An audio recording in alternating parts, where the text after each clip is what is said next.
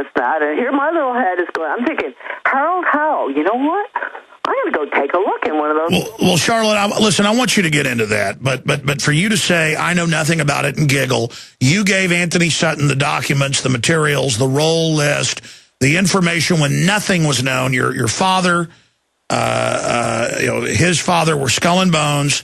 I mean, you do know a lot. Your son knows a ton. A lot of ground. Yeah, we know a lot, but listen, Alex, what I want people to know is this is so important. And you interrupted me, okay? Harold Howe. I looked him up. Here, you want to hear what he was at Skull and Bones? He's Skull and Bones. Now, this I'm going to say this convinces me that the order at Yale, and I didn't really have to be too much convinced, but when I found this out, I'm convinced that the order at Yale of Skull and Bones is responsible for the complete transformation of American education to workforce training, to considering our children as nothing but animals, which was the philosophy of Wilhelm Wundt in Leipzig, who trained all the American educators, starting with Hall, going over in the mid-1800s, trained them in how to not educate, but to train our children as animals using Pavlovian methods, Skinner. I know that's true. I'm absolutely convinced.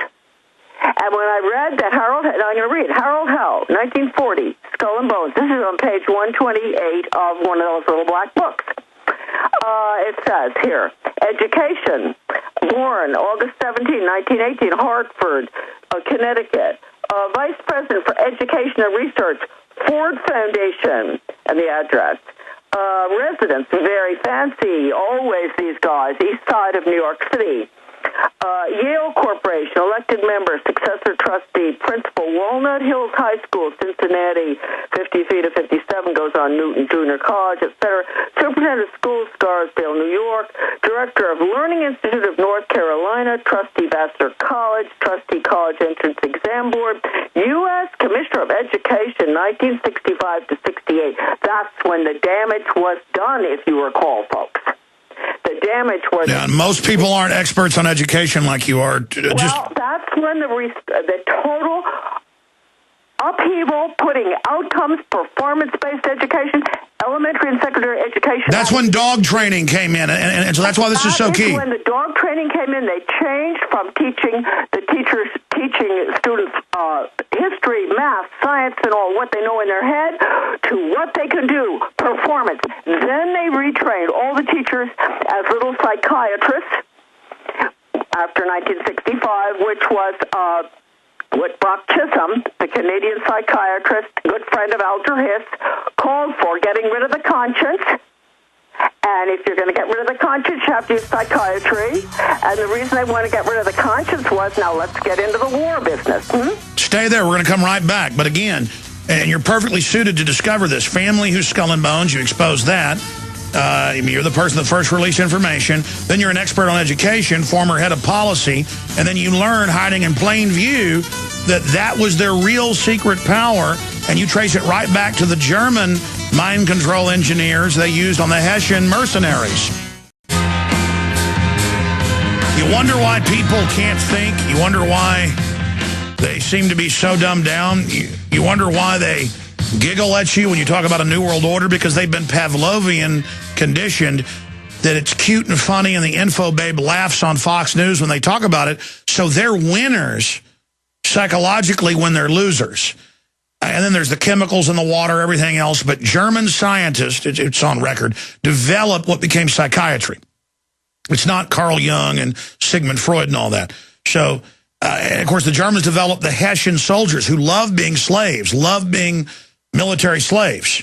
They had slavery in Germany, white slaves, and they were happy to be white slaves. And they said, well, the British royalty was German royalty. It was really Transylvanian royalty.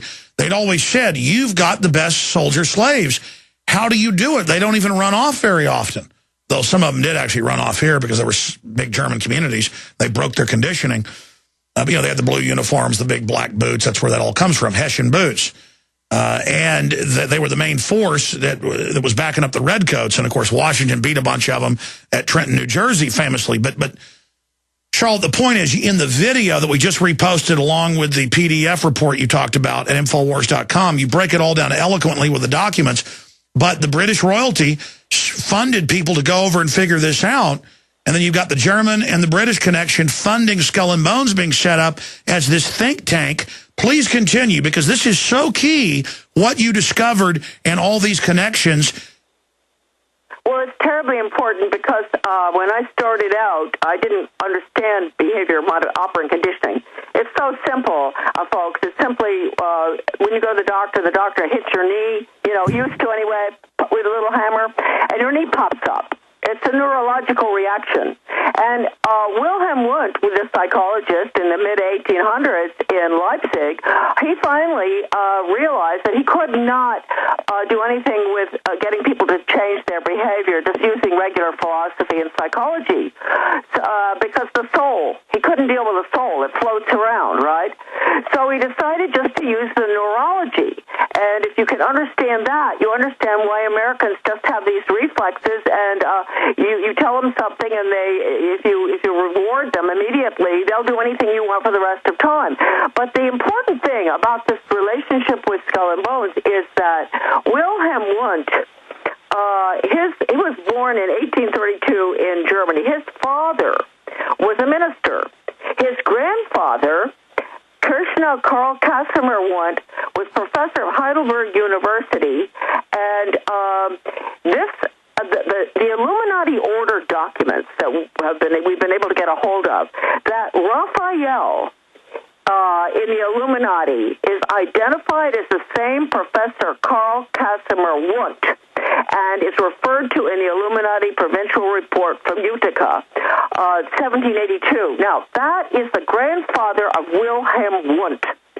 So this method that is being introduced in the United States, mainly, of course, to the computer, because as B.F. Skinner said, the computer is my box, and Skinner followed in the steps of Pavlov, who, interestingly enough, was trained by Wundt, not the other way around. So what's going in now is this method I'm talking to you about this minute, operant conditioning. Now, you know it with your dog. You want your dog to sit. You give him he sits, you give him a dog biscuit. He'll sit for you the next time. When I first saw this in the U.S. Department of Ed, I wondered, all these books that I would see in the bookshelves of the department said, what works? And I didn't pay much attention. One day I pulled a book out, and I saw, this is under Carol Bell. Yeah, this is some of the big secrets here. Stay there. Charlotte Iserbyt is our guest. The amazing book, back in print, The Deliberate Dumbing Down of America, available at Infowars.com. By the way, we've got the West Point grad who was arrested for photographing police here in Austin. It's a big story now a national story, because it looks like they set him up. He's going to be in studio with us. He's pretty stressed out from all the attention he's given. He's going to be on the nightly news tonight. We've got some other guests as well. Paul Watson will do the news portion. I'm going to do the interviews, the two interviews this evening. The comedian and social commentary guy, Lionel, will also be on with us via Skype. But let's go back to Charlotte Iserbyt. This is a short segment, long segment coming up. So, Charlotte, you start discovering all of this, and then now years later are able to tie it into Skull and Bones. But you were saying you pulled off the shelf at the Department of Education this book that was talking about what works. What works? Well, what works is animal psychology. And that's just what I told you with your dog. You can train your dog. It's very, very simple. All of you must understand that is the computer technology. When your child is the computer, no more books. Books are down the tubes. All the history of this is in my book, which is the abbreviated version, but it's a fantastic version. Nothing chronological has been taken out. And this is the history of what happened. But it's getting into the computer. When the top people, like at WICAT, World Institute for Computer Assisted Teaching, Dustin Houston said this, folks, and parents, listen. He knew what was coming. This was 20 years ago. He said, won't it be wonderful when the student in the most remote part of the country can have the equivalent of 5 of the world's greatest psychologists on the computer, and nobody will be able to get between the student and the software, the computer.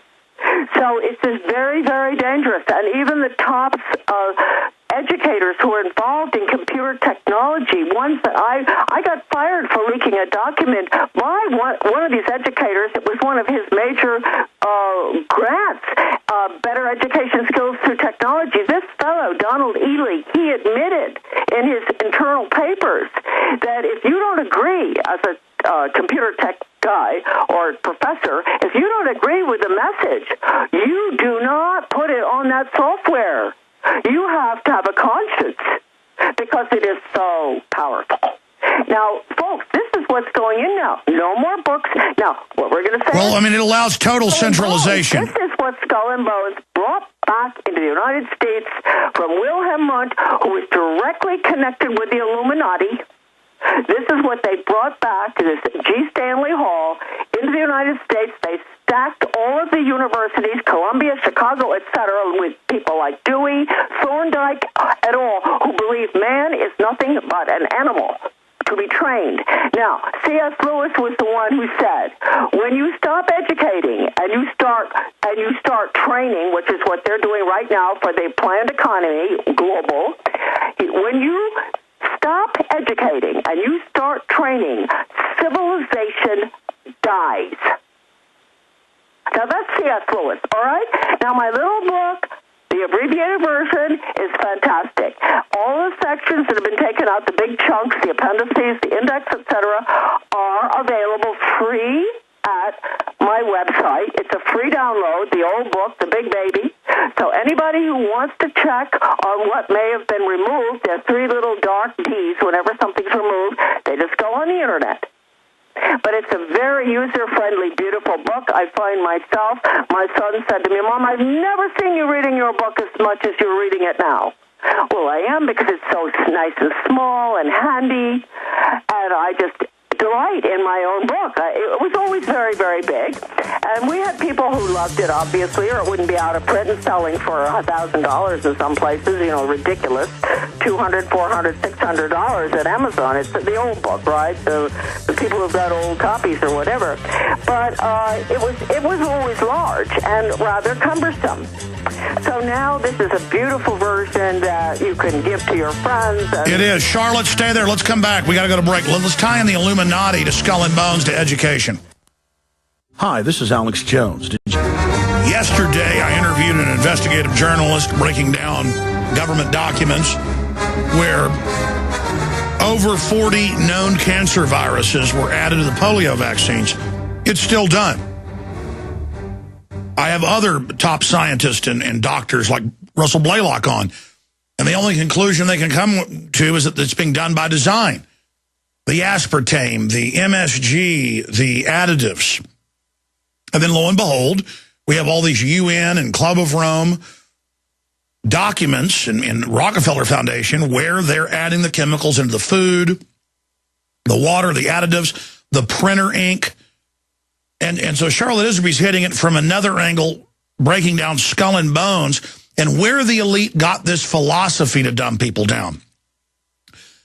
Now, they put this fog of chemicals and things out there, but then to make us animals and to tell us we're animals that don't have free will, while they play the part of God, these Illuminati believe they are man, we are the profane animal. But to make us the animal, they bombard us with this and then try to train us, not educate us. And that's programming versus learning the mysteries of the world, learning to enjoy knowledge and systems. They want people to be very, very one-dimensional. Now, Charlotte Iserbyt is not only one of the most famous whistleblowers, and I'm building her up. She'll talk herself down, but I mean, she was the head of policy, Department of Education, that blew the whistle, brought the documents out, got basically fired over it.